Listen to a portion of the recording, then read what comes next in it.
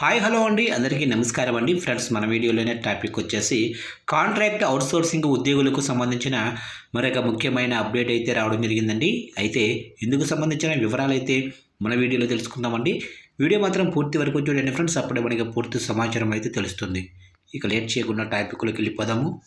ఇక రెవెన్యూ శాఖలో పనిచేస్తున్న కాంట్రాక్ట్ అవుట్సోర్సింగ్ ఉద్యోగులకు భద్రత కల్పించాలని సిఐటియు రాష్ట్ర కమిటీ డిమాండ్ చేసింది.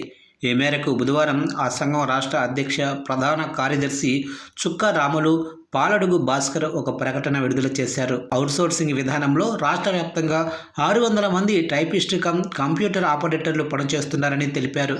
రెవెన్యూ శాఖలో రెగ్యులర్ పోస్టుల నియామకం కోసం ఈ సిబ్బంది సర్వీసును నిలుపుదల చేయాలని మెమోను రాష్ట్ర ప్రభుత్వం విడుదల చేసిన ఉత్తర్వులను వెనక్కి తీసుకోవాలని డిమాండ్ చేశారు.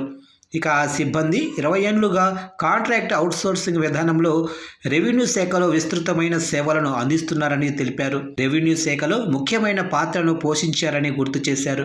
2023లో కొత్తగా ఏర్పడిన ప్రభుత్వం ఆ సిబ్బందికి ఉద్యోగ భద్రత కల్పించి సమాన పనికి సమాన వేతనం చెల్లిస్తుందని ఆశించారని తెలిపారు. 2 ఏళ్లు గడిచినా ఈ దిశగా ప్రయత్నాలు జరగలేదని విమర్శించారు.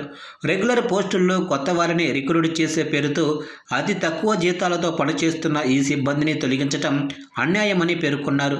జనవరి 31వ తారీఖున రెవెన్యూ శాఖ జారీ చేసిన మెమోను తక్షణం ఉపసంహరించుకోవాలని డిమాండ్ చేశారు.